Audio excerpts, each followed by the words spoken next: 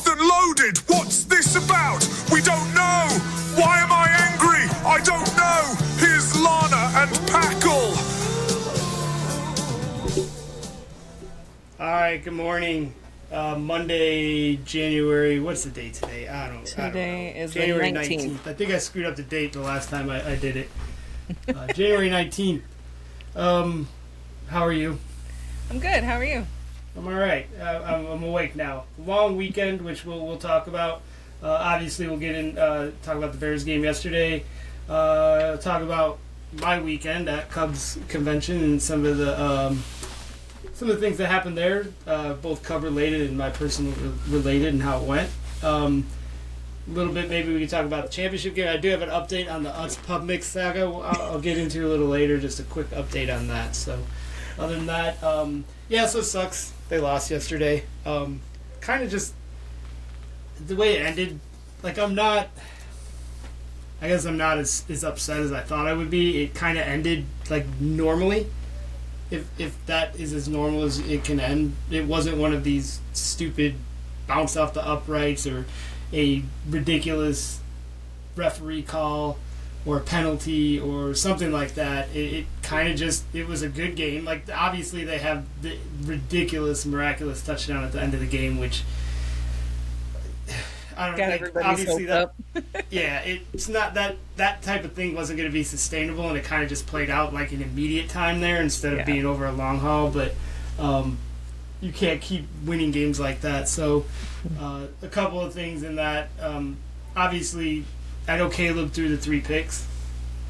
You need 3 picks in a playoff game, which isn't good, but it's the playoffs, and that kind of stuff happens. Josh Allen the night before on Saturday threw 3 interceptions, and he's MVP, reigning MVP, right? Mm-hmm. So it happens. You're playing the upper echelon of defenses, and it wasn't the greatest conditions last night. And we'll talk about that last interception that he threw. That, for all intents and purposes, ended the game. That wasn't.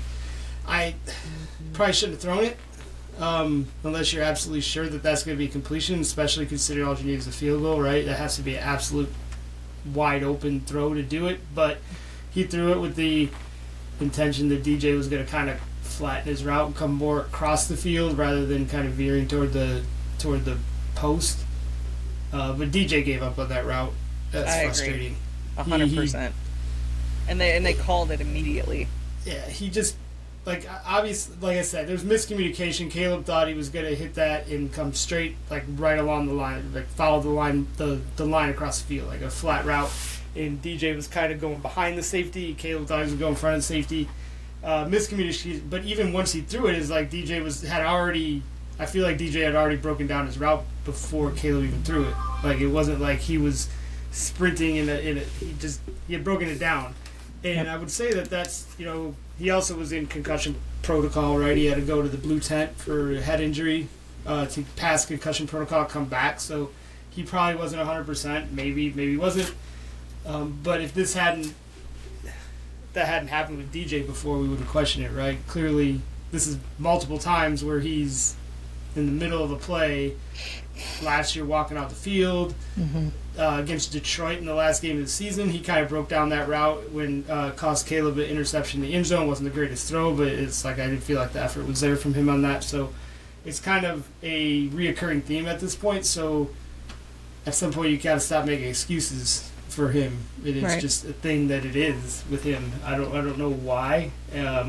He's made some great plays. Like, he made the game-winning touchdown against Green Bay twice. Once in overtime, and then the once to beat him last week. So he's been a good player. Just for whatever reason, some of those plays he just breaks it down. I don't know.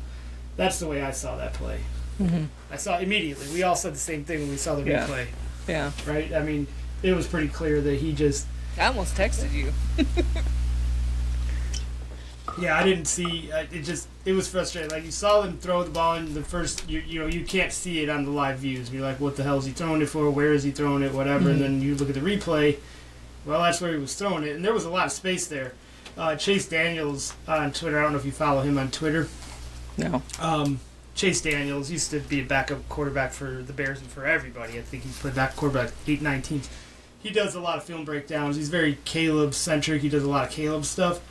Does a lot for everybody else, but I was interested in his Caleb thoughts, and he broke down that play, and like when you look at it from different angles, like there was a ton of room where Caleb threw it if DJ runs that across the field. But there was a lot of other reasons they could have won that game.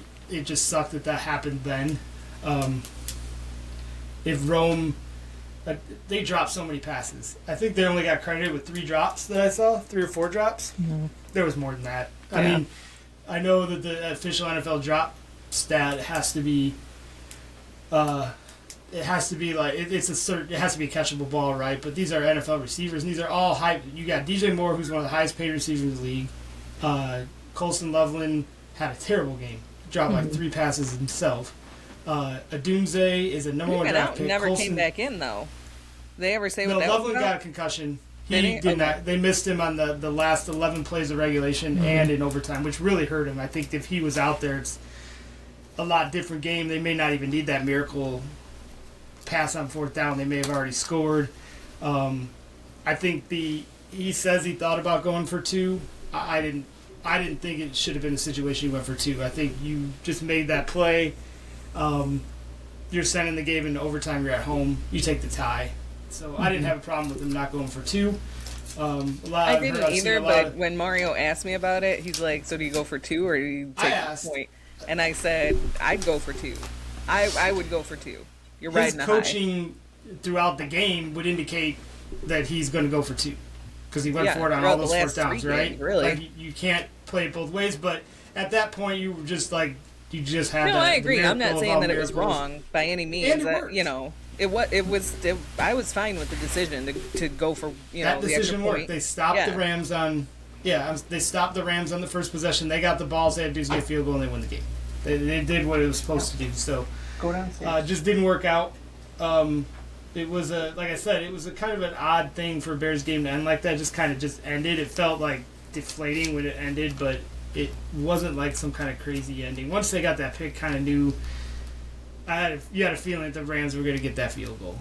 The defense played out of their mind yesterday. So you kind of go back and look at a lot of things. Like I said, that first possession, the Doomsday drops that wide open touchdown. He went wide open. He was open enough, NFL open, and the ball went literally right through his hands. The ball's a little bit behind him, but again, you're a first-round wide receiver. Watch the rest of the league and watch some of the catches these receivers make. Not every pass is going to be perfect. That ball was there on the end zone. It literally went right through his hands. He missed it. And then they went for it on 4th and didn't get it. I've been fighting with a lot of people on social media and just listening to people talk about he should have took the points. Should have took the points. I don't know what you think about it. I'll explain my thinking. It is what it is. It's, at this point, I'm used to it. You know what I mean? So he keeps proving that he's going to go for it on 4th down. So I'm not expecting him to do anything other than that, really. So, and I trust him. If he's made a bunch of those, calls and they've gotten the 4th down. So really, I don't. First of all, that's the guy you hired. Yeah, that's the guy you hired. You knew what you hired. He's going to do that. So, shouldn't be a shocker to anybody. But here's the thing. It's like, there's 3 possessions where he went for it on 4th down in field goal range. All right, so everybody's like, oh, if you had those points, literally, if you had those points, let's just say they're 9 points, right? I'm going to eliminate the 1 4th down that he went for because it would have been like a 50-yard field goal. It wasn't like it wasn't a chip shot. So first of all the people saying you take the points. Well, field goal's not guaranteed either. Right.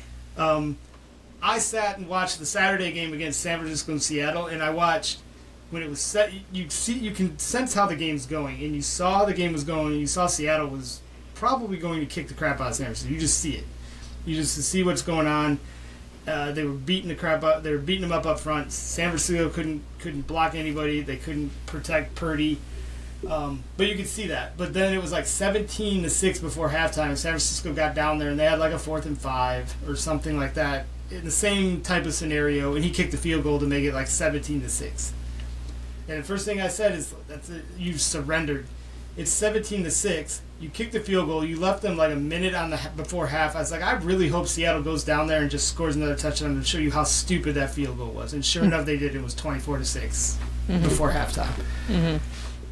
I hate first of all, so let me go back to the 3 field goals. The one that he went for was like 4th and 5 or 4th and 4, whatever it was. It would have been a 50-yard field goal. In that, it wasn't as windy as we thought it was going to be, but wind and cold and the snow on the ground, it wasn't going to be an easy field goal. And Cairo Santos he's an accurate kicker, but he doesn't necessarily always have the leg or the strength, and you risk a block there. There's all kinds of things that can happen. So I have no problem with that. So let's just take that out of the equation, because that's not a guaranteed 3 points if he takes it. So then you go to the other 2 that probably would have been easy 3 points. The inside the 20 both times, right? I think one of them was a goal-to-goal situation and the other wasn't. But both of them would have been more than likely made field goals. So that's 6 points. So if he takes both of those field goals, they have 6 points. If he drives and gets both of them. They scored a touchdown on the 1. So you take those 2 possessions and say, take the points, they have 6 points. If you take those 2 possessions, in reality, they got 7 points. They didn't get any on the first one, but they still got 7. So you still outscored what taking the points would have been. Like, I don't understand is the math not making sense, or is it just me? Like, you gave up, you want them to take the 2 field goals and get you your 6 points, but instead they got 7. Right. It's just like the NBA. It's how the NBA is now. It's like, why are we going to shoot 2s? You guys can go down there and shoot 50% from 2s, and I'll go over there and shoot 40% from 3s, and I'll beat you every time. You can keep making your 2-pointers all day. I'm just going to hit a couple 3s down here and do the math. That's exactly why the NBA is the way it is, because the 3-pointer is more valuable and you don't have to shoot as high a percentage. So 2 possessions, the Bears got 7 points out of them. If they had kicked field goals, the best they could have got was 6. So they still netted 1, and then I'll not even talk about that. And then the other thing with the first possession, the Rams got the ball and they scored without any resistance in that first possession, right? They just went right down the field. I don't even think they had a couple 3rd downs, but they were like 3rd and 3s, 3rd and 4s. There was no resistance. And that's kind of what you thought the game was going to be, right? But going into the game, you're like, I don't know how they're going to stop the Rams. I had zero idea how they're going to cover anybody, and the Rams are just going to go up and down the field. So the first possession for the Rams played out exactly like you expected the game to be. So knowing that, field goals weren't going to win you a game. Right. You thought you were going to have to score touchdowns. Now, of course, if he had the hindsight and been like, oh, our defense is going to play out of their minds, yeah, you kick the field goals. But you had no idea at that point. Those were basically your first possessions in the first half. You didn't know that the defense was going to play that way. So you're not planning on field goals. You're figuring you have to get touchdowns. And I just felt that I didn't have zero problem with him. And like I said, one of them worked. So if you go for a touchdown and if you do it at a 50% clip, you score every other possession, you're still going to outscore whatever you do with field goals. So that part of it, to me, I don't see that. So I just can't understand. I have no problem with him going for all those. And then again, that's who you hired, so you know that's going to happen. You know he's going to go for it. I think a little bit of it, the short yardage yesterday is what killed him. They had so many 3rd and 1s, and they just couldn't get that yard. It was like pulling teeth to get a yard. Like every time they got, Caleb did it again, where he's done this so many times, where he scrambles and he just comes up like literally a half yard short. Like stick the ball out, stop, dive, or he slides too early. He's done that many times. So we have that possession, and you see that, oh crap, it's 3rd and 1. This is going to be tough to get. I think they ended up getting it on that possession. That next play, they actually did get a first down, but he's done that a bunch of times. Saw toward the end of the game in the 4th quarter, he had that one scramble where he actually stopped before he got to the sidelines and put his shoulder down and made sure he got the first down. So I'm guessing somebody mentioned something to him on the sidelines after that first one and be like, stop doing that. You got to make sure you get the first down, especially on, if it's first down and you get a 9-yard run, I'm okay. I get it. But that was like 2nd and whatever it was, and then it left him with a 3rd and short, or it might even been 3rd and left him with a 4th and short. I don't remember, but it was, he's done that way too many times. So hopefully somebody got through to him there, because obviously that next run later on in the game was, he did something I've never seen him done, put his shoulder down. He usually goes out of bounds or slides. But But the Rams did a good job not letting him run. That was part of it. Like, they contained him in that pocket. He could not. He didn't have he got a couple toward the end, but he did not have very many running lanes. They did a good job. That was obviously a concerted effort by them to not let him create plays like that. Even the last play of the game, they contained him. He had nowhere to go. He had to go straight back, which never works. Never works. You go backwards, straight back. Like, he just couldn't go side to side like he normally does. He just didn't have the opportunity. They did a good job on that. Bears defense played out of their mind, so I don't know how they. That's what sucks. Like, you got the defense game from the Bears, and they couldn't take advantage of it. So you held them to 20 points, the highest scoring offense in the league to 20 points, and 3 of them coming in overtime. So 17 points in regulation. Yeah, that sucks. That's what hurts, is that you got that game. They had 4 sacks. I don't know when the last time they had 4 sacks in a game.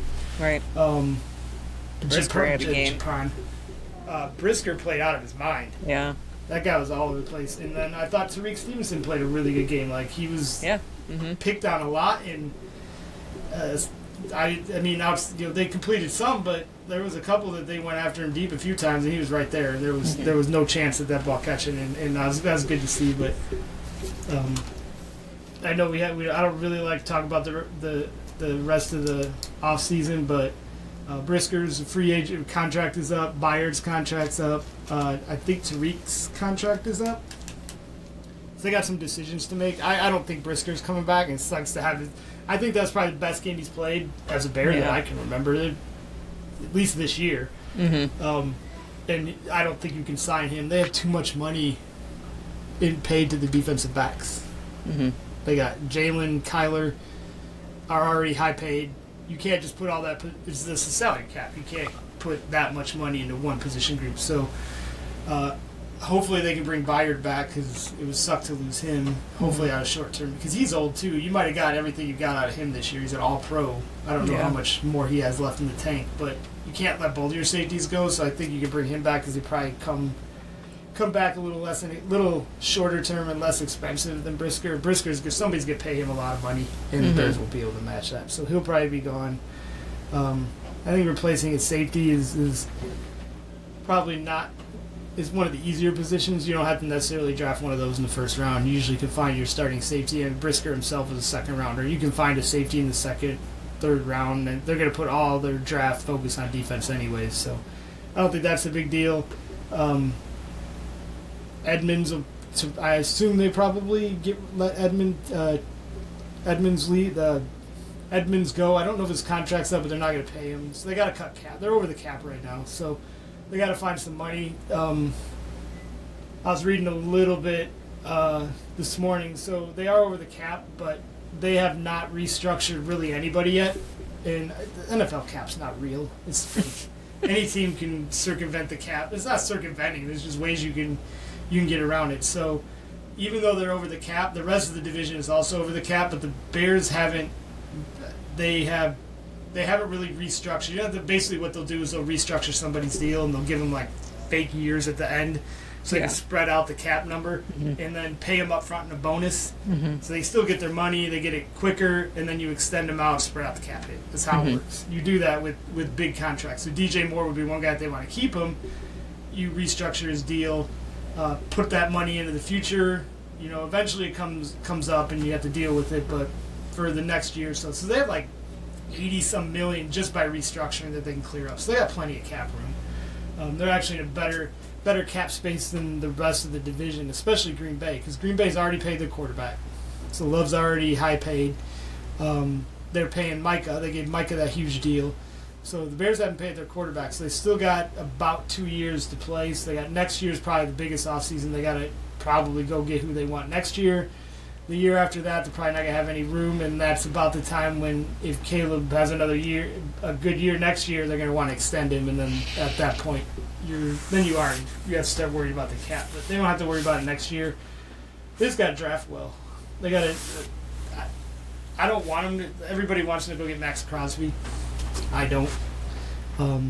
I definitely would love to have Max Crosby, but then you're taking on his gigantic salary. You're giving up a ton of draft capital. I think they need, like I just said, they're going to need a safety.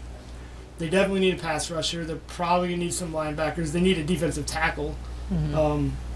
I think if you just draft all of those and draft them well, you can fill all those spots in the draft and fill them up cheap.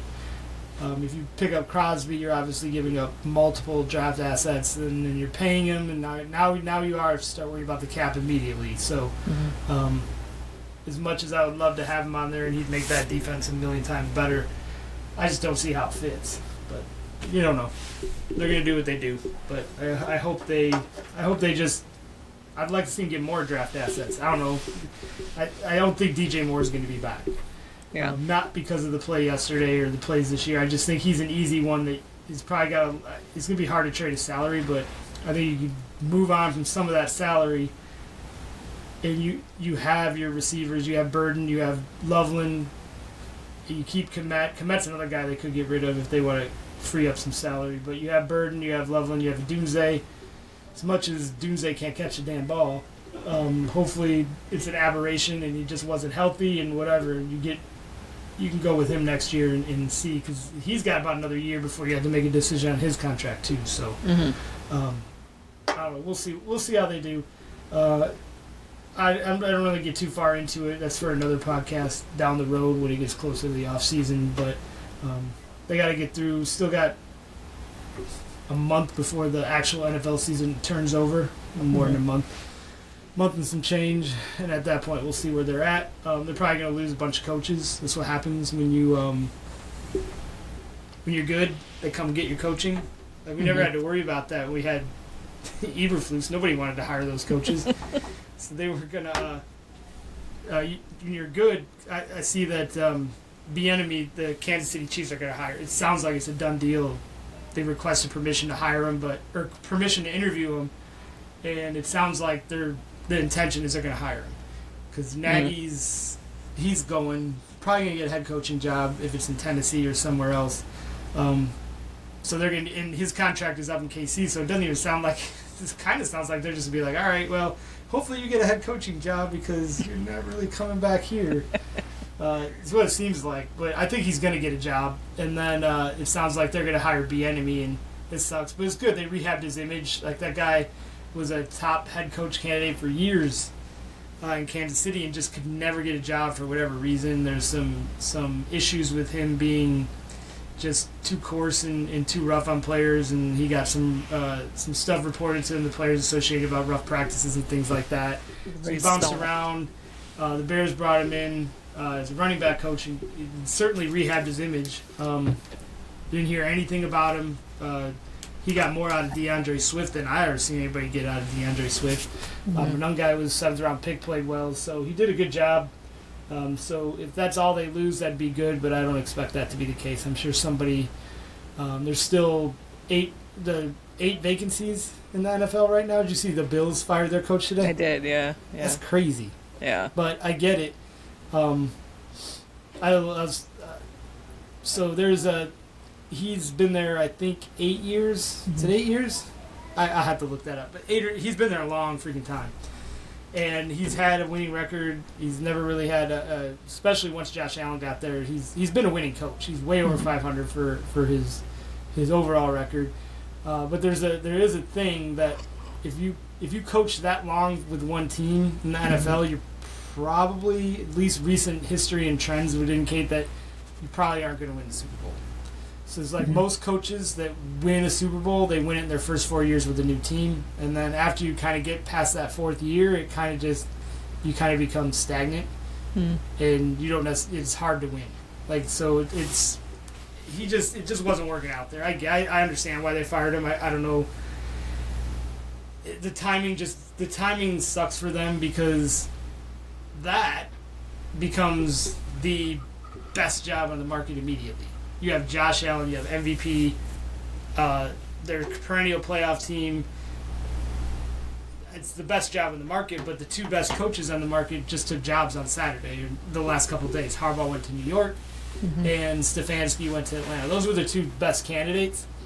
So Buffalo obviously couldn't fire him before the playoff game, and if they had won, he probably still has a job, but they lost.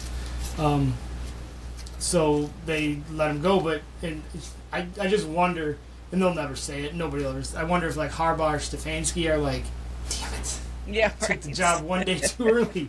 Why did I do that? Yeah. So I don't know who Buffalo is considering hiring, because those were the two best guys out there, and they just took their job, and now they're fighting with the other 8 teams. But 10 teams fired coaches this year, which is the most since I think 2019, I want to say.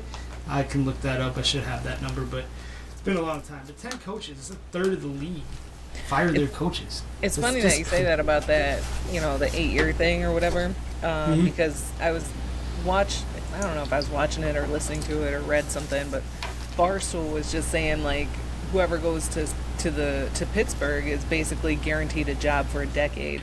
I'm like, I don't know about that. I mean, yeah, they're loyal, but, like, they really like Tomlin, you know what I mean? Like, there's something to be said about Mike Tomlin that I don't think that anybody could just walk in there and get that kind of treatment. Right. You have to produce. You have to be somebody who's producing. Yeah, you can look at it obviously two ways. It's like they are incredibly loyal to their coaches, but it's not like they've been loyal and just had some terrible coaches there that like were finishing below 500 and losing every year. They've always been in the mix, competitive every year. Like I think Tomlin became super overrated here. Like nobody says a bad thing about Tomlin. Oh, he's the greatest coach ever.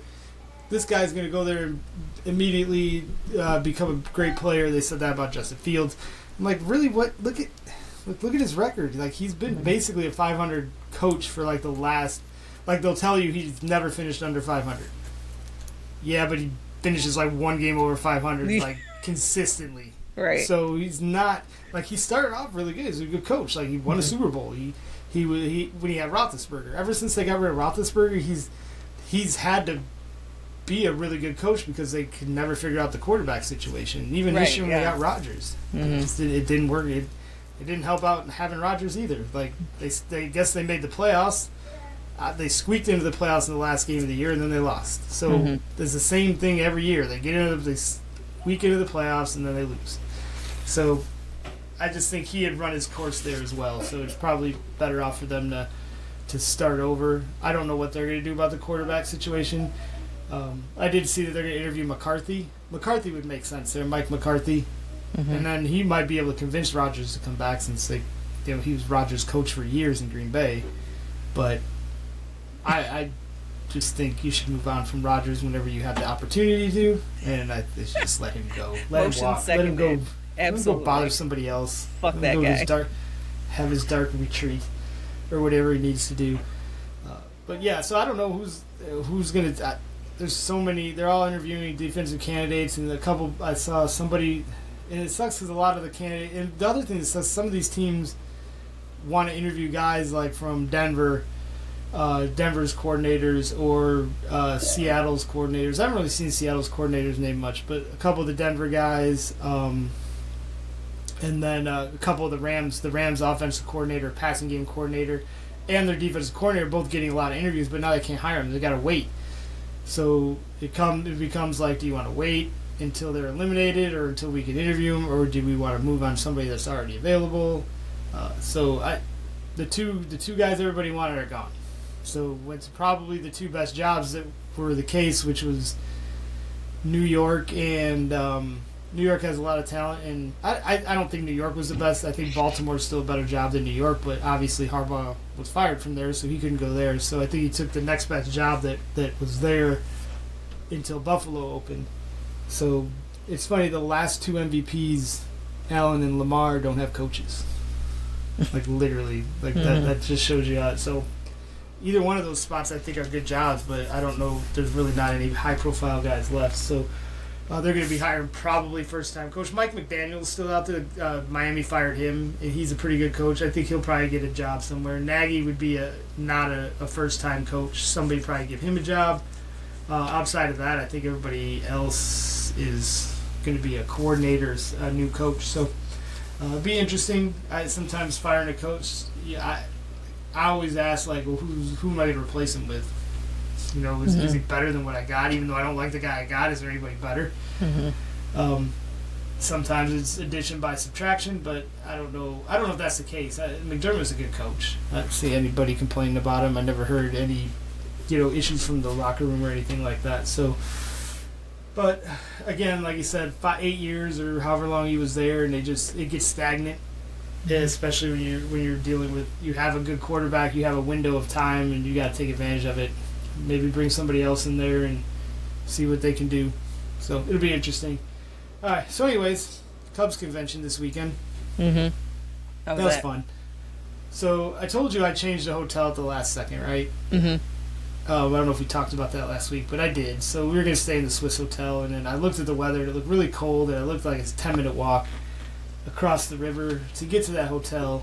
So I'm like, let me see what I can find. So I did book the hotel that's literally 50 feet away from the two doors are probably not 50, maybe 150 feet between entrance door to entrance door, right? And then you're still under a canopy, so you're only out in the elements for like 15 seconds to get from one hotel to the other. So I didn't really realize it until that Friday when we went and checked in. First of all, when we checked in, I dropped them off at the hotel, and I have my parking. So I use Spot Hero, one of the variety of parking apps. Spot Hero is great. So I paid $50 to park my car in the plaza there for 3 days. The hotel charges $63 a night, validated by them. So obviously I came out way ahead with that. So same parking spot, I assume, because it's underground. So anyways, Spot Hero tells me the address is 300 whatever street, whatever. It's the Ogden Parking Plaza. Mm-hmm. So I drop them off. I go around the corner, it says Ogden Parking Plaza. So I go in, I pull in there, and I have my little Spot Hero code, and I try to scan it. It's not working. This douchebag comes out, and he's like, oh, this is not where you gotta go. He's like, this is it. This is not the Spot Hero entrance. He's like, if you got Spot Hero, you gotta go to the other entrance. Really? All right. He's like, I should tell you. So it did. I'm an idiot. I didn't read far enough down. It says, this is the address of the plaza, but you have to enter at here. Oh. And of course, again, I didn't read the whole thing. So I'm like, I typed that address into my GPS, and it's like on Lower North Water Street, which is the second, you know that area. There's like, you have 3 levels. You have the street level, you have lower level, and then there's a super, I don't know what it's called, super lower whacker, whatever it is. It's way down there. It's like the people, like the Fraggles are down there. When I pull down the, Don't joke, because I got so many lower whacker theories. Well, when you That's get a whole that, podcast in itself. That third level or the second lower level, it's like literally, I felt like there were Fraggles building like buildings down there. They're the lower whacker homeless group, and they're like the shadow people from Ghost, and they just come get you. So like you don't even know, like if you even give the inkling that you're lost, they just come and snatch your soul, and then you're just trapped down there. And then you're forever. one of them. Yeah, and then you're one of them. You're one of the shadow people. Either that or the people from Demolition Man that lived in the underneath the ground with Dennis Leary. Yeah. Great movie, by the way. Love that movie. But anyways, so I put it in my GPS, right? I put in the stupid address that it says on Spot Hero where to enter. So I'm driving around, and I can't fucking find it. And I had to pee. Like, really bad. So I'm getting super frustrated, and I keep going around circles, and I'm like, it's not finding it. It keeps taking me to the same place, which is up. So then I'm reading, I'm like, what the fuck? So I'm like, maybe it'll tell me how to do it in the app. So I read the app, and like the third line down, which I only read the first 2 lines after I didn't read any of the lines. So I'm periodically reading more of this. It says, do not use GPS because it doesn't understand the lower parts of the thing. So if you would have just read the entire instructions from the get-go. Yes. So, but it says, if you need to use GPS, the only app that we've had success with is Waze. So, like, I had Waze, but it wasn't on my new phone. So I literally pull over the side, and I'm installing Waze. And it works with while Android you're Auto. getting a parking ticket for double parking. Trust me, there's people double parking all over the place out there. So I put it in Waze, and it gets me a little closer. Like, it's finding this, and I'm like, this still isn't working. Like, it's still taking me not to the right place. So I was like, I installed this app for nothing. So finally, I just looked at the instructions. It says, take this. So like the old school, not old school. Old school would be like actual map. Like you're Rand reading McNally. a map. Yeah. Christopher Columbus. So after old school, like our old school for us, like I'm old enough to actually remember maps, using maps in a car. I but did for too. the most part, most of my driving career was Google Map. You printed up the directions. Like you MapQuest. you didn't have the phone, but you would go on a computer and you would do the directions. You print it out and you just read it and do what it said. Mm-hmm. So that's basically what I was doing. So once I got that, I figured out how to get down there, and then I found the picture of where it goes in. So I go in there, freaking man, that like I dropped Heather out, but she would have never survived because it was like claustrophobic as all get out in that parking garage. Like first of all, I didn't think I made it under the thing that shows the clearance. Like I made it under that. It never seems like you're gonna make it. Never. I'm like, am I gonna hit this? But it said I was good. So, anyways, I found this park. I ended up parking, and then so I don't know where I'm at this point because I've driven around 7 blocks. That's the worst part about the parking deck too, because when you come up, you have no idea which way is north or south or east. Like I'm a north, south, east, west person. I don't know if you're like a McDonald's is on my right hand side and Taco Bell to the GPS has ruined my sense of direction. I'm pretty good with direction, but like I used to be. I used to know how to get to anywhere without a map. I used to do all the directions for my friends and stuff like that. And then ever since GPS, I think it's just fried my brain. It's like my brain, that part of my brain like flew away. Like we don't need this information anymore. But like, fill this with something else. I swear, you come out of the parking deck and it's like you escape the shadow people, and your soul's so happy that you've escaped them that you just lose all sense of direction. You're just So first of all, I forget to take a picture where my car is. So the whole weekend, I'm like, I'm never gonna find my freaking car. And then I got to the hotel. I was like, I have car locator on my thing. It should locate it. So I'm like, I'll just. So then I tried, and it's like, we cannot detect your GPS. Of course not, because I'm underground somewhere. So the whole weekend I was panicked about that day going back to get my car. So, but besides that, so I walk up, first go to the elevator. The elevator don't work. It's just not working. It doesn't say out of order. It's just not working. So I take the stairs. So I go up. It says the Lowe's Hotel level 3. So I'm like, all right, maybe I'm right under the Lowe's Hotel. I know I'm not far away, but maybe this would be great. I have a great parking space. I'm right here. So I go up to level 3, and I go through this door, and I'm going to this hallway. So I'm not at the Lowe's Hotel. I actually come up in the Grand Sheraton. So I'm under the Grand Sheraton, which is, I'm not staying there. But I walk up, and again, bear in mind I have to really, really pee. So I go down this, like, long, giant hallway. It's just like a hallway with nothing. Like, I don't know why it's a hallway. Like, it seems like it's just there's nothing there. It's just like hallway turn. It's like a maze. So then I pop in, I come out of this hallway, and all of a sudden I'm in the lobby of the Grand Sheraton, and there's just people everywhere registering for the Cubs convention. I'm like, I don't have any of my stuff. I said, Heather and her friend are at the other freaking hotel waiting for me. I can't even register. So then I'm trying to fight through all these people, and I can't find the main door, and I gotta pee, right? So I walked out the back side, because there's a door right there. So I walk on the river side of the hotel. So I'm like, I know where the Lowe's is right outside the entrance. I walk out the riverside, but I'm on that side, so I have to walk all the way around the hotel in like a block, coming back north to get around the hotel and back to the front. So now I'm freezing. I'm so crabby at this point. But then I finally get to the front of the Grand Sheraton, and I walk over to the Lowe's Hotel. I go to check in, and I walk in. There's like all these people. It is cold. It wasn't as cold as it was. Like, it wasn't super cold Friday yet, but it's cold enough. And you're in the middle of you get the wind blowing through the buildings, everything. It's windy. So I walk to go where all the people pull their cars and stuff. And there's like 15 to 20 people wearing like Cubs stuff, just standing there outside. And I'm like, what are these creeps doing? Like, the Cubs convention is very creepy. Let's not sugarcoat it. Like, there's a lot of creeps there, and I'd put myself in one of those. But I'm just there. I like people watching, so that's my main goal. So I'm not creepy, like, chase down player guy, so I'm like, why are all these people standing out here? And so I walk in, and I go to check in, and I turn around, and like, a couple people walk by me, and I'm bad at facial recognition, right? 2 people walk by me, I see a bunch of kids running after them, so obviously Cubs players, right?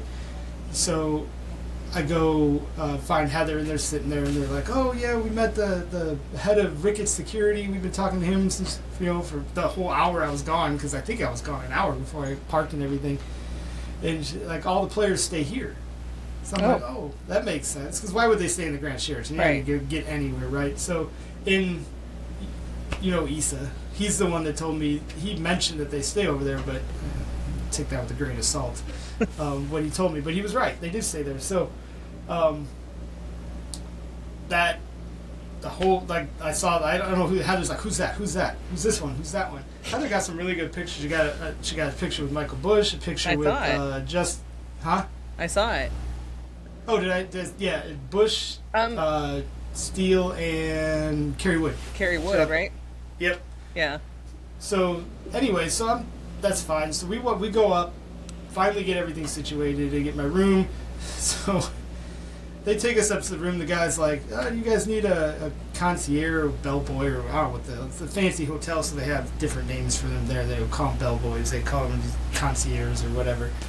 I was like, I don't know. We did have a lot of luggage. It felt like we flew and we're staying for a week because I don't know why we had so much luggage. But we had a lot of we had drinks and our food because we brought snacks and drinks for the for the room. Mm-hmm. So we did have a lot of bags. Like I only have one suitcase.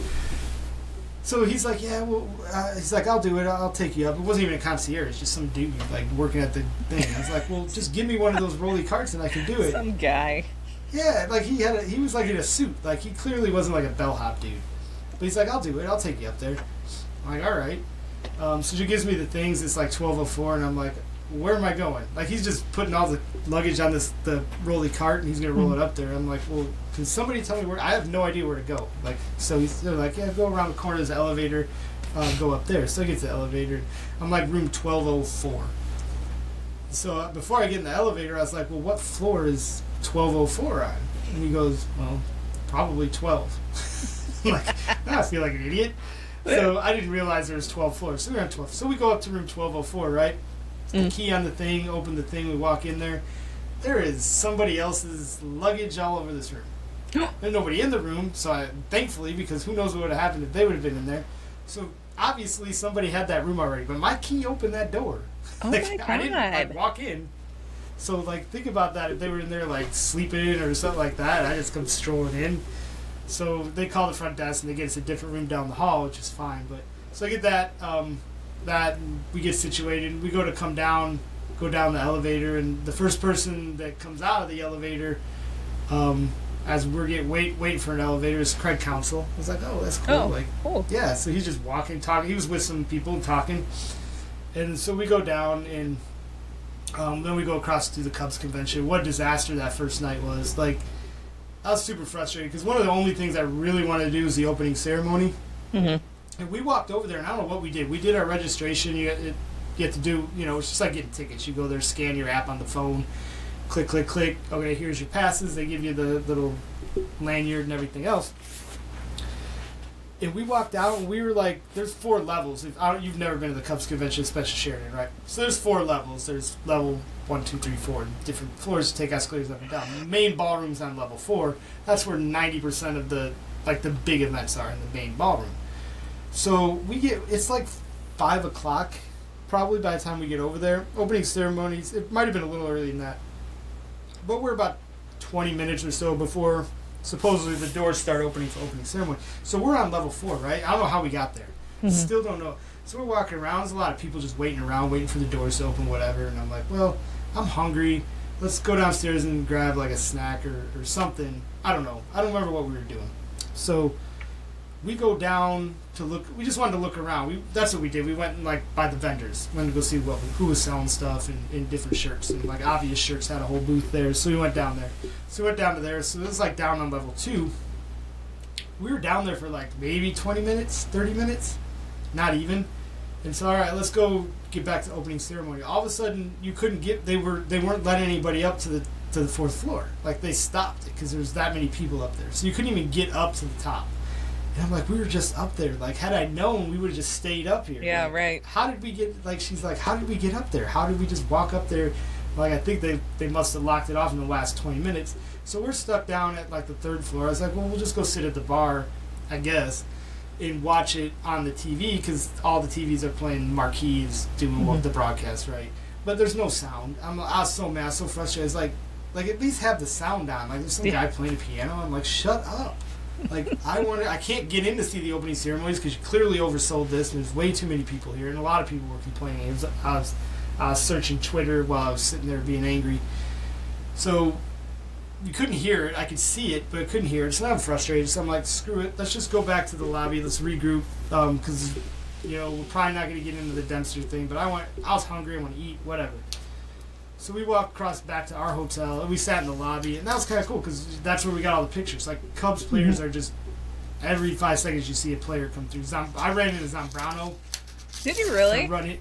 Yo, he was. I have a picture of him. So he was literally in line behind me at the coffee shop. Yeah, he was. I saw him multiple times. He was like very front and center. He was like passing through that lobby. Is he still pitching for the Windy City? I don't think so. Oh, was that like a one and done? He looks like he could pitch though. The guy looks the same. Like he probably he still looks like he can go out there pitch. right now and pitch. But it was fun. I saw him like he was Saturday. Like my favorite. I love Zambrano. He's him and Kerry Wood are two of my favorites. Yeah. I was getting coffee at the little coffee shop. I wasn't getting coffee. I was buying a Red Bull. It's the only place I could get one. So I was in line at the coffee shop inside the hotel, and like I didn't notice. It was only me, and I looked as I was paying for my coffee. I just glanced behind me. I knew there was somebody behind me in line, but I didn't look. It was him, literally standing right behind me in line. So I snapped a picture after I paid, but I didn't want to bother him. One of the days I came down the put your head through a Gatorade cooler. He's not one that you want to bother. He seemed friendly enough. So who else did I see? I rode the elevator down one time. Crane Kenny, it was just me and Crane Kenny in the elevator. No shit. I just you ask him about the magnet schedules? Dang it, I should have. How did I failed. Damn it. You had one job. I had one job. You're starstruck. I was. Like, Mr. Kenny, great job. I have one complaint. The magnet schedules. Can you bring them back? You should have texted me at some point so because I definitely had an elevator ride with him. I had an elevator ride with Ben Brown. Ben Brown was that guy's weird. He sounded like his hair. Ben Brown. Saw a lot of Addison Russell the first night. He had his whole family. Like they in the bar in the lobby. Yeah, he the hotel, Lowe's Hotel, is a big giant sitting area, but it's kind of just goes into the bar. Like the bar's not a separate room. It's like the lobby with all the chairs, and then they got the big TV area, and then there's the bar there. It's all kind of one thing. So you're sitting there, and I thought they would have cut ties with him. No, they brought him back for the convention. It's a big thing. A lot of people were mad about it. Really? But he was there. He didn't have any events, but he did. He was there for the opening ceremony. But he sat down there with his family, and they ate. And nobody really bothered him. Was Schwarber there?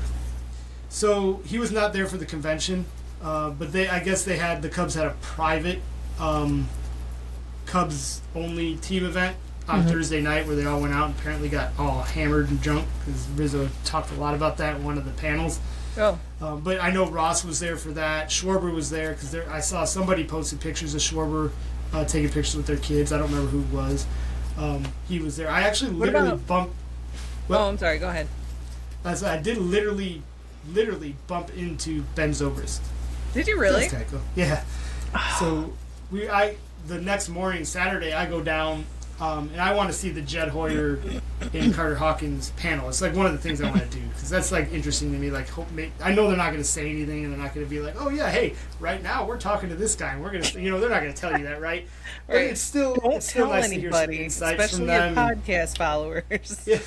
So they do talk a lot. They got into some stuff. So I wanted to get down there for that. So it started at 9. So I got down there like 8 o'clock. So I go in there and I get a seat. And not a lot of people were there. There's a lot of open seats. So Heather and her friend, is taking them forever to get down there. So I'm there by myself. And I watched that. That was fairly interesting. I'll get into that. But the next one was, I want to say the Cubs pitchers. They had like 4 pitchers out there, panel of that with the Hayes. But then the 1 o'clock one was the 2016 World Series reunion special. So I'm like, that's going to be packed. I was like, we're going to have to sit here through all of these until that. Because if we leave, by that time Heather and her friend does. So I had the 3 seats. I was like, we're not going to be able to vacate these seats and come back. So we would all take turns going out and getting a snack or going to the bathroom or whatever. So I think I was going to go to the bathroom. So I walked out. and it was right before the 1 o'clock thing. So let me run to the bathroom. So I go out through the main door. Right, there's like the ballroom has like 10 main doors in the back side of the ballroom leads you out into the lobby. So I go to open the door, and I'm kind of not looking. There's a lot of people already, like, kind of lined up, so you have to weave your way through all these people to even get to the door because they're just milling around back there. So I go to open the door, and somebody at the same time is pulling the door open, the same door I'm going out, and I take a step through it, and the person steps into me, like, it bends over us and bumps into me, and he's like, oh, I'm so sorry. He's like, I don't think I should be coming in this door. And I'm like, I don't think you're going to get very far if you go in that door. So he's like, yeah. And then I think one of the handlers came and got him and walked around the backside. That was kind of funny.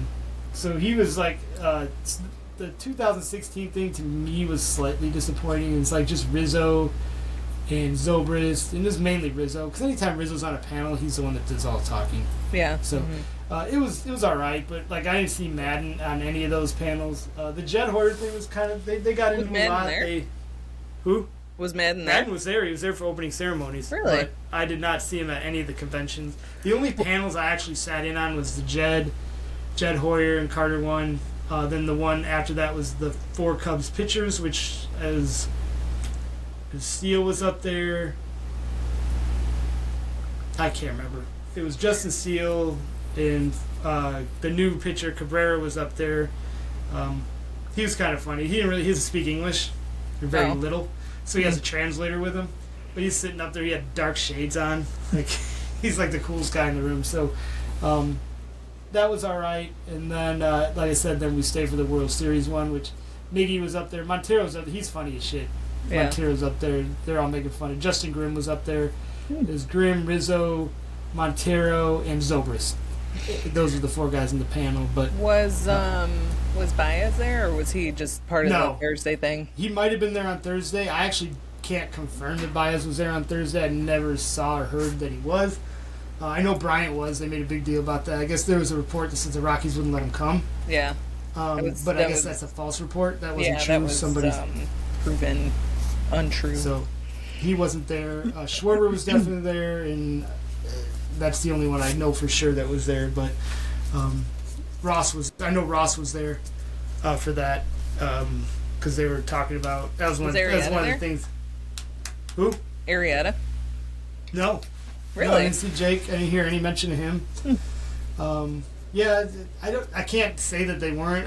The only stories Rizzo had were concerning him, Ross, and some of the guys that I already knew about. But apparently they had a good time on Thursday.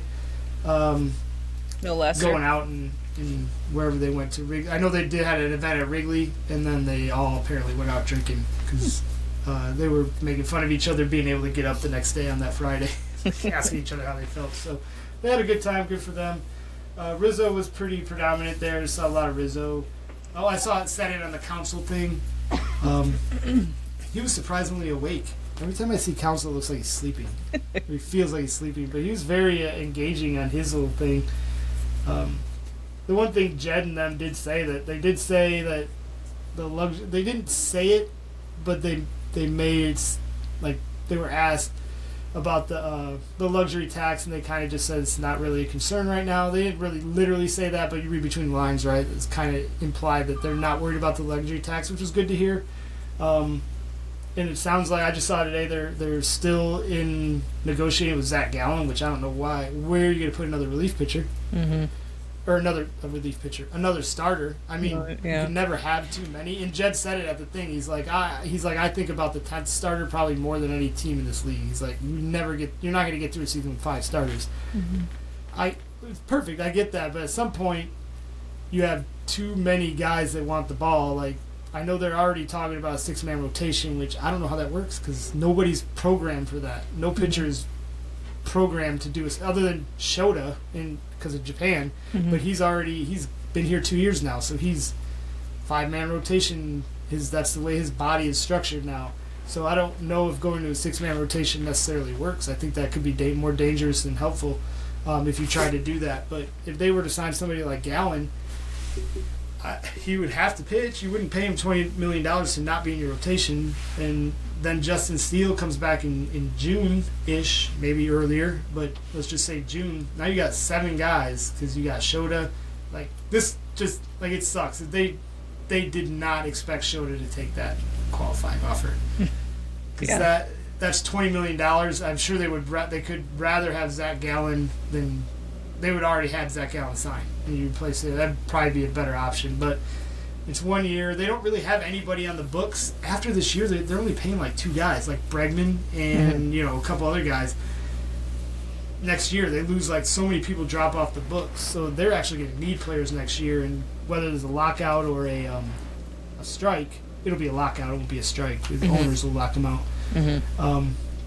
But it'll be they won't have to pay anybody that year. So Jed did actually say that was kind of by design. That's definitely in the back of their mind, that to not have many contracts in the book next year in case there is a extended lockout. They're not paying all these contracts. So I could see them definitely. They have some room to add guys for future deals. It would put them over the tax this year, but they would be nowhere near the tax next year. And it doesn't matter where they're at in the tax because the whole CBA is going to get blown up anyways. Everybody's mad. The Dodgers just have unlimited resources. They just gave Kyle Tucker $60 million a year, which is ridiculous for him.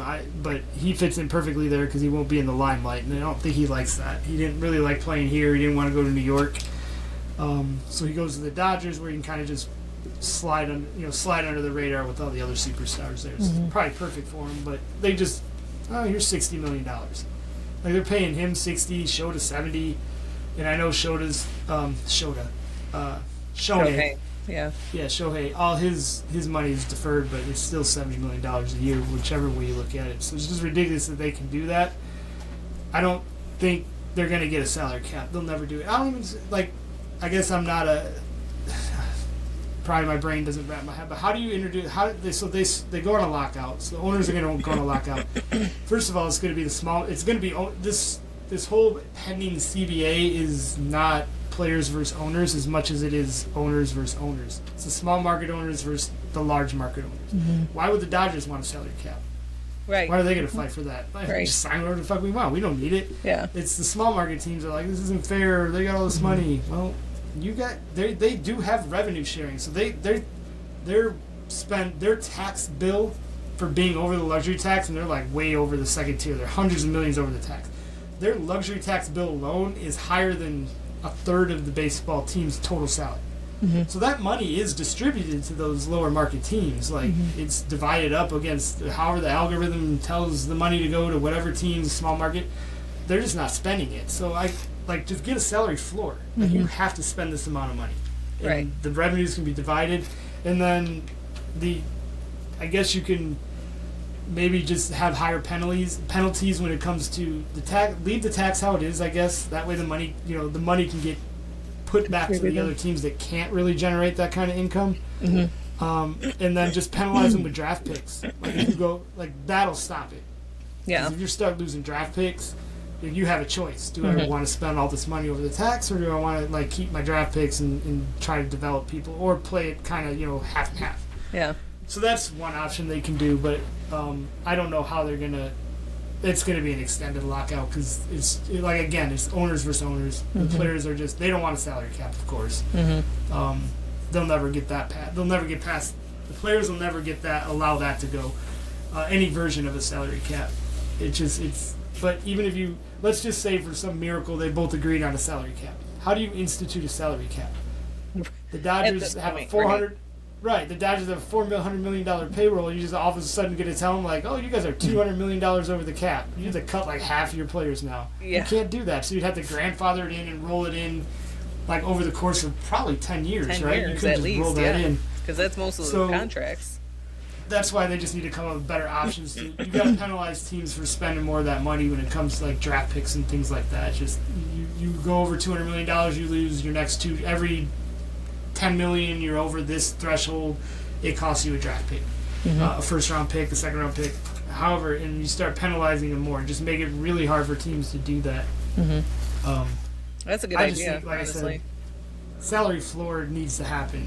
It has to be a floor. You can't have teams like the Pirates and the Marlins spending $50 million on payroll for an entire team. Right. And they're getting millions of dollars in revenue sharing, and they're just not using it. So at some point you have to do that. So we'll see how that goes. But back to just the Cubs wanting to sign somebody.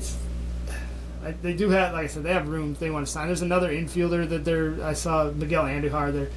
They're interested in today, that they were brought up with that. I don't see how they need another infielder either, but that just leads me to believe that they want to sign another infielder, which would be a good signing. He's a good player. He wouldn't be a starter. He'd be a backup, be a good bench bat. But signing him would lead you to believe that they're either going to trade Shaw or Nico, because they really wouldn't need another infielder otherwise.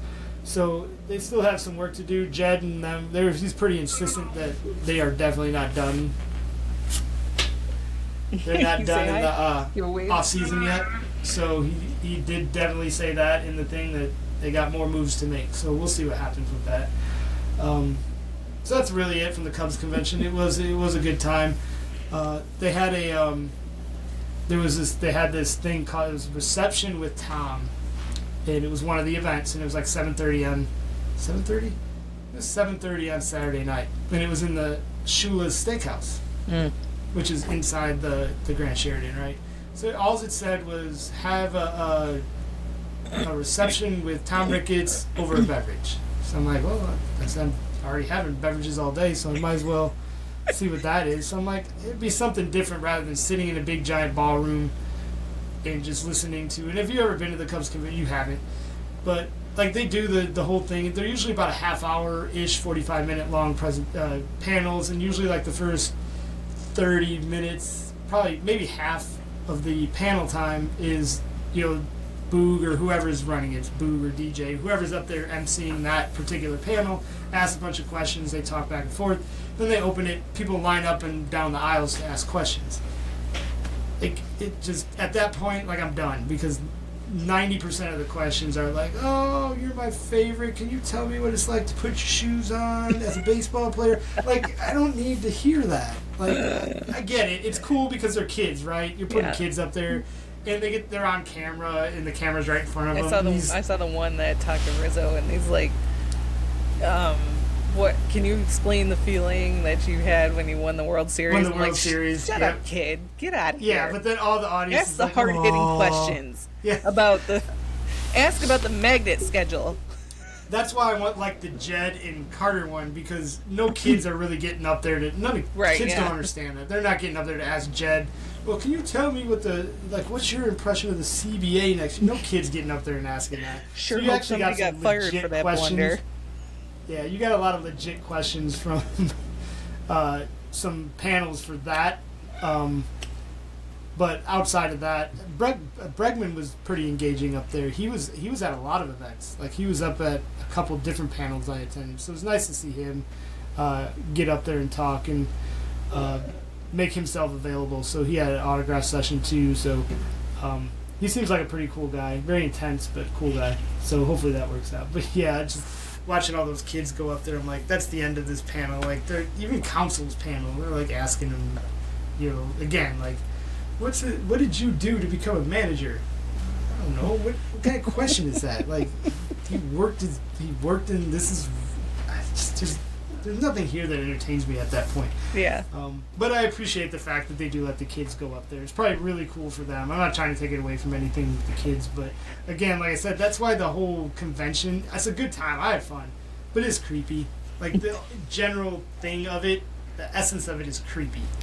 Mm-hmm. Like, it's a bunch of adults and kids intermixed trying to do the same thing, being overly aggressive with, running after players, running into the opening ceremony when they open the door.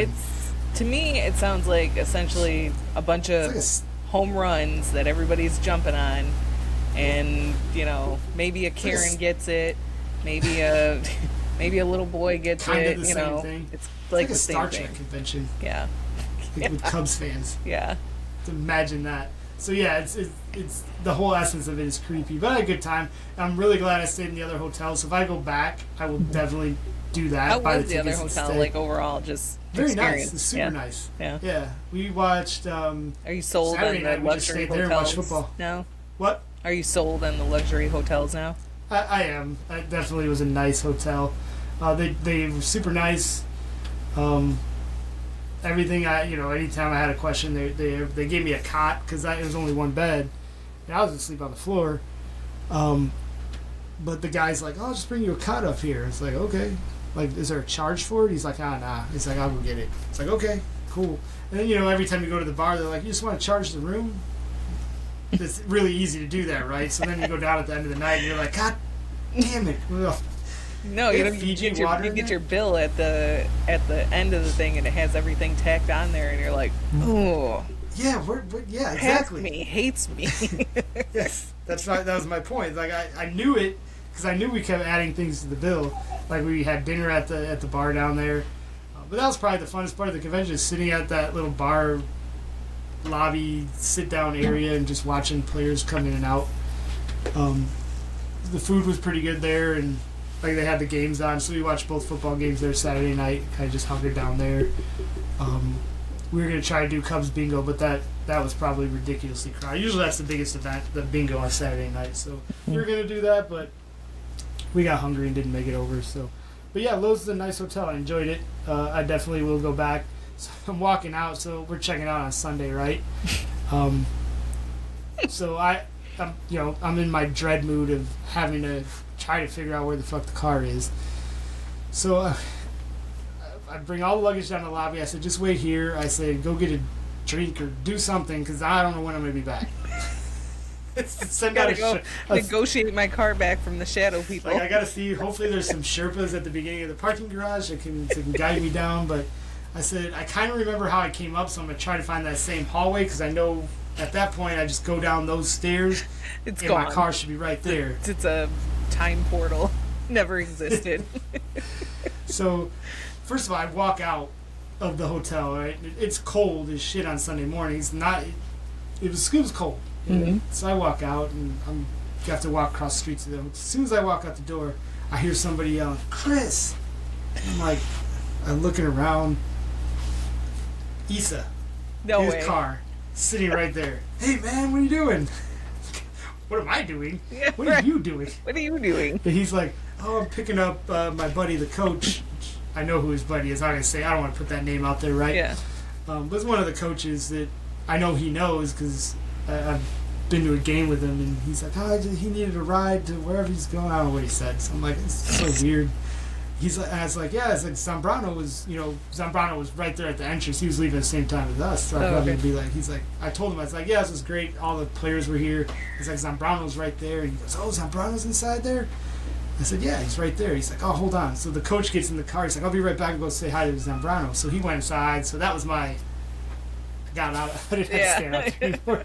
So, so then I walk across, and I find this hallway, this weird hallway to nowhere. So I found the car very easily. I was pretty impressed. I walked down these stairs, and I'm like, the car should be right here, and that's where it was. So, the car, I dreaded that whole weekend, but I was able to find it. So, you please the shadow gods. Yes, I was not kidnapped by the shadow gods. I was not attacked by any, like, Dennis Leary and any of his weird characters. It was a good trip. I enjoyed it. I'll definitely do it again next year and stay in that other hotel across the street, and not stay in the Grand Sheridan. Farther I can, I'll deal with the creepy people for what I have to, but that way, because no creepy people are in the hotel. They won't let just randoms in the hotel. You have to be in the hotel. It's too nice. Grand Sheridan, there's just all kinds. You have to have your pass on to be in there. You have to wear it around your neck. But it's I feel like there's just anybody could walk in there. I didn't see passes on everybody, so in our hotel, they check, they're making sure they're not just gonna let you sit there. They even hassled us a little bit, because we sat at the bar and had some drinks, and then we got done, and then the big screen which was over on the side, had the comfy chairs and the football games on. So we went and sat over there, and they kind of came up to us and they're like, "Oh, do you guys stay here?" And we're like, "Yeah." And he's like, "Well, are you drinking here, or are you just kind of sitting here?" And I'm like, "Well, we did drink up there at the bar." And they're asking, "Well, who was your server?" I don't know his name, but it's that guy over there. Whatever, it's yeah, we closed out and we came over here. And then he came back and apologized. I'm sorry. He's like, just have a lot of people that are sneaking in here and just kind of milling around the area. And so I was like, no. I was like, I paid whatever. It costs probably $10 for a beer up there, so you definitely got my money out of me. Yeah, right. But so good time, good event. I think they just oversell that way too much. There's way too many people in there. They should cut that down in half. Oh, I didn't finish my Ricketts thing. I got off way on a tangent. So yeah, I do this Ricketts thing, and it says reception time over a beverage. I'm like, well, over a beverage. So I wonder if they're going to give us a free drink. Like, that's what I'm thinking, right? And so we walk in, we wait in line, so like 40-minute line, because people started lining up like when we walked over there, and it's like an hour before. I'm like, they're already lining up, so I guess we should probably get in line. So we sit in line, and they let us in, and they did. They gave us a ticket. They're like, first beer or wine is on us. I'm like, oh, okay, cool. So we had a drink, and then we it's basically him just in like kind of it's in the steakhouse. They have all the tables, and then they got kind of a table right in the middle where he's just kind of standing there, Tom, and you can just go talk to him. That's pretty much all it was. But they also had free food. They came around with little mini hot dogs, like Chicago hot dogs, little mini ones. Oh, yeah? Like hors d'oeuvres, and little mini hamburgers. And you get as many of those as you want. So, like, I had a couple of the mini hot dogs, had my free drink. It was good. I mean, I didn't go talk to Tom. I didn't really want to go. There was a line of people to get up to talk to him. I'm like, I'll just sit here and... How's your soccer team? Hey, what do you think of the CBA tomorrow? Yeah, right. What happened to the magnet schedules, Tom? We need to know. I have a whole bunch of people that are depending on me to get an answer on the magnet schedules. Dang it! I just wish I would have thought about it. I would have went up and asked him what about the magnet schedules. Like, I had Crane Kenny in the elevator. I had the perfect time. Like, he would have been like security. Like, he probably got like a little microphone on his lapel. All the questions, these fucking weirdos that come out of the woodwork asking me about the magnet schedules. Yeah. There's a camera on them. It's like guys in the security room. They're like, we got a magnet schedule alert on elevator 2. Security over there. Independent thought alarm. That's what I was thinking. Independent thought alert. So next year, if the magnet schedules aren't back, I'll make it a concerted effort to find and chase down somebody that can tell me. I think we're gonna find out, because I think I might want to go to opening day this year. I mean, I've always wanted to go to opening. I always want to go to opening day. I just to the actual game, or just chill around the park. No, to the game. I've done both. I've had the intentions of doing both, and I won tickets. So. That's always good. Yeah, we went there. Because we had been going to opening day for like, I don't know, 3-4 years or something, and then like one year we just didn't buy tickets. I don't know. We were both poor or something. I don't know. Maybe, I go with my friend Bianca, and I don't know. We just didn't buy tickets, so we're like, well, we'll just go up there, and it's an experience. Like, it's fun to hang out down there, whatever. So we went to one of the bars, and 670 was there, and they were interviewing Len Casper, and it was I don't know. You know the guys better than I do. I forget who it was, the fat one. How many years ago was that? Before kids. Probably 2013, 14, somewhere in there. I don't know. Yeah, the fat one with the sideburns. The host? Yeah. Sideburns. Boards and Bernstein back then? No, it wasn't Boards and Bernstein. It was, maybe McNeil. Maybe Dan McNeil. He was younger. But anyway, so it was them, and they were interviewing Len Casper and all that, and like, I don't know, we entered something, and we won tickets, and so we ended up running over there to go sit in the bleachers or whatever. And so then, after that, we were like, well, we can never miss an opening day, and so then we always made an effort to go to opening day. But when 2020 hit, obviously nobody went to opening day. And then 2021, I was pregnant, and I was very pregnant when opening day, because I had Vin on Memorial Day weekend. So April, end of March, I would have been conveniently having your kid on Memorial Day weekend, so you didn't have to work. Talk to me if you need tips on how to plan that. Pretty sure the tip is to get pregnant. You got to get pregnant on Labor Day weekend to give birth on Memorial Day weekend. Gotcha. There you go. There's the big secret. I already missed that opportunity this year, so I'll have to wait till it rolls around next year.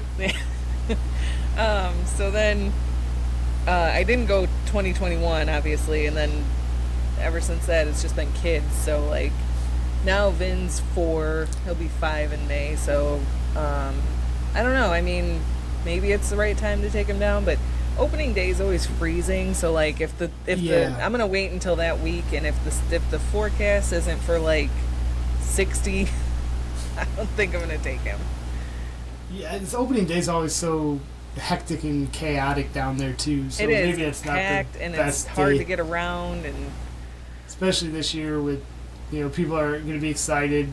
Mm-hmm. They got Bregman now, and they've spent some money, and they were good last year, so they're expected to win the division this year. So really, it's going to be packed down there this year. And then you still have the buzz from the Bears probably rolling into that because the Bulls suck and Blackhawks are still building. So it's really that's it. It's Bears and Cubs right now. The Sox are rebuilding.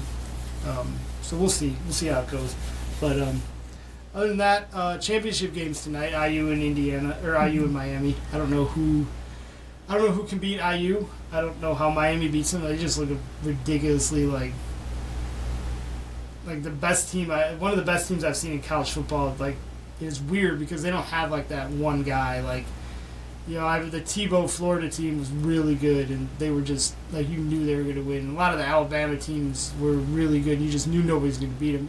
The Indiana team reminds me of one of the Alabama teams when they first started. The first couple of years they won under Saban, they didn't have like that superstar. They had really good running backs, but they were just such a good team top to bottom. And that's kind of what IU is. Like, I know that their quarterback won the Heisman, but he's good quarterback, but he's not like generational, right? He's not. He's probably going to go number 1 overall, and he's probably going to go to the Raiders. But he's incredibly accurate. But he's not some kind of crazy like Caleb Williams type prospect in college. So he's just really good, and the whole team is really good, and they're really obviously well coached, and they just beat you up. Like, they're tough and physical, and that's what Alabama was in their heyday. They were just toughed you, out physicaled you, on both sides of the ball. So Miami their defense can hang. They have a really good defense. I don't know if their offense can do anything against Indiana. So I think Indiana will turn them over a few times.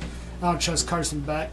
Did you see the comment? Carson Beck's quarterback in Miami. Did you see the comment he made? Did you read about that? So he was in an interview the other day. It might have been yesterday, the day before. They asked him how he was doing, if he had class or something recently, and I think his quote was, "No class. I graduated from Georgia 2 years ago." It's Miami's quarterback. So he graduated from Georgia and then transferred to Miami, and is just playing. Like, there's rules. Like, he did take some classes, but it was like introduction to like belt buckling, whatever it was. It's some stupid. There were 3 students. He had to take. I think they have to enroll for 12 credits, and they have to pass 6 of them. So you don't even have to do something like that. I'm pretty sure that's what I read. 12 credits, and you have to get 6 to pass 12 6 is to a remain full-time eligible. student, right? What? 12 is a full-time student? I assume that's probably what it is, but they don't even have to pass it. And then, if you really think about it, like, I read more into this, because that seemed like a really bad comment to the state of college football. Is you just got these guys that are just getting money to go play, and they don't have to go to class. So they're probably taking out, I guarantee they're all online courses, and he's probably paying like his buddy, hey, just show up for this online course and make sure I don't fail. He's probably not even doing those. But even if he was a full-time student, the fact that the championship game is now played so late, right? It's January 19th is the championship game. So even if he was a full-time student, in reality, would say he was going to college, and any football player that's going to be thinking about going to the NFL draft would have already finished out that semester that they were in, right? That semester's over. They're not going to sign up for the second semester classes because they're grandfathered in. They were a full-time student. That semester ended, and now they're, the next semester started, but there just happens to be a game now. Usually back in the day, the games would be over before the second semester started, right? So there was no crossover. But now they're just, he's done because He doesn't have to take anything. He's going to go to the NFL. And the semester started. Why would you sign up for classes when you're only going to play one game and then peace out, college? I got to go train for the NFL. So I get that. It's like he said the quiet part out loud. I don't have class. I graduated 2 years ago. So it's kind of weird the way college is right now. But what are you going to do? So I don't like Carson Beck. I think he's overrated. He rode coattails in Georgia. I feel like he's doing the same thing in Miami. He's old. He's 23. He's older than everybody else. Indiana's got a ton of older kids on their roster too. It's one of the reasons they're so good. He's got a bunch of guys that were in transfer portals and they're older players. So that's one thing that Indiana gets a little pushback on is that, you got a bunch of 22, 23-year-old players playing against these kids. Like, they're all kids. It don't matter. Carson Beck's 23. I just don't trust him. I don't trust him against IU, so I think that's how IU wins this game. I don't think it'll be a blowout. I think it'll be a lot closer than a lot of people think. But I do think IU wins. I just don't trust Carson Beck. If Carson Beck plays a good game, Miami can beat him. And I want IU to win. I hate Miami. We talked about that last week. I hate Miami. Going back from years ago when it was Catholics versus convicts. I just don't like that team. I didn't like Jimmy Johnson who was there. So I still hate Miami, so I'm rooting for IU. It's amazing the fan base IU has. You don't realize how many people go to IU, and I'm just talking here, like across the country. Like they have nobody ever knew it because there was never a reason for them to travel around and follow the team because the football team's been bad forever, and the basketball team hasn't been good for a long time either. But basketball's different. Not everybody travels to, but. Yeah, obviously Mark Cuban being one of the higher profile guys, but that last game that IU played, that stadium was full of IU people. Like they traveled, they filled that stadium. It was like 70, if not 80% IU over, IU fans compared to the other group, and I'm sure it'll be this. The game is being played in Miami, so it's literally home game for Miami, right? And IU's probably still going to have more fans in that stadium than Miami will. Just because they travel so well. I guess it's just never something that you saw because there was never any reason for them to travel. But there's a large fan base. When we went out and watched them beat Alabama up here in Northwest Indiana, I went to a bar, and that bar was slammed. Somebody got there earlier and saved a seat, but that was wall-to-wall people in there, probably more busy than even for the Bears game last night that I saw. That was packed. And it was all IU. Everybody had IU shirts on. I know a lot of kids were probably home from IU for the winters still. They're probably back in school now, so it might not be as busy tonight, and it's a Monday and not a Saturday or Friday or whatever game that was. But it will be, I'm sure, wherever I go tonight to watch it. If I go watch it, I might just stay home. It's so cold. I don't want to go outside. It's freezing. We stayed in all day. I did. I told you I had to go out there and shovel the snow a little bit. And it was fluffy snow. It was easy to shovel, but it still took me 20 minutes to shovel the driveway. I was a solid block of ice. They woke me up, cured my hangover. So they should sell, like, blast freezers, like, for people with hangovers. I feel like it's a good cure. Just go stand in a freezer and market that. Sucks because it's Martin Luther King Day and the kids are off school. And so we could have done something, but, like, I'm not taking my kids out in negative degree temperatures. Yeah, I didn't realize it was Martin Luther King until, like, halfway through yesterday, and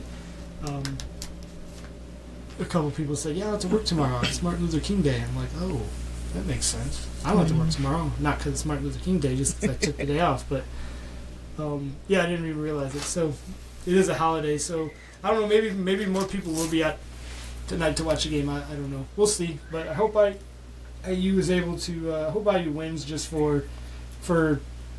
It's a great story. They didn't want it to get ruined. Like the Bears were a great story, and you knew that was going to end. Oh yeah. IU's a really good story, just from where they came from, the coach and everything. So I really hope they beat Miami. Miami would be a good story because they the whole them jumping Notre Dame to get in the last poll and everything. So I guess Miami has something there too, but IU's a better story overall, so it should be a good game. So, anyways, that's all I got. I'm gonna go get ready for this IU game. See what I end up doing for that. How we could do this next week at some point, we'll figure that out. It's fine. Other than that, stay warm. Plan on it. My kids are downstairs staying warm by killing each other. I can hear them screaming. Let them kill each other. Yeah, at least you have a couple days off. You don't have to go back to work. Nope. Never. I'd never have to go back to work. Infinity days off. Fantastic. I love having the winter off. Like, even when I was, even during COVID and, like, when I had Geo, I had most of the winter off. Like, oh, it's so nice. So nice not having to leave the house. See, I would rather have, if I was going to have I'd rather have the summer off so you can do stuff. I had the summer off when I had Vin, and he was, like, so little, and I was, like, first time mom, so, like, every time I took him out, I still wrapped him in blankets. I put sunscreen on him. Like, he doesn't need sunscreen. Well, he's Hispanic and Italian. Who needs sunscreen? It's right. Like I just you think it would be easy. Like, I mean, if you don't have kids, sure, you'd rather have the summer off. But, like, when you have a newborn, you're like, I just don't trust it. I don't trust the world. Let's stay inside and just put clothes on. You could put different clothes on and walk to the basement and change clothes and just make it seem like a vacation. Yeah, well, I mean, he was a newborn, and I had to buy him long sleeves and pants, and he was born in May because Mario keeps the house at 64 in the summer. So. And I would take him out because I'm like, the sun's gonna kill him, and if I keep him inside, the air conditioning's gonna kill him. Clearly, it worked. Now they're downstairs trying to kill each other right now. They're downstairs. Yeah, you have two of them, and they kill each other. So. Yeah. So clearly, your parenting methods worked out. Yeah. All right. Well, we'll talk next week. We'll figure out when we're gonna do it. I'll get this up, and we'll have this out probably tomorrow by the time it uploads and everything. Sounds good. Peace out. Bye. Bye. And I think, fuck you.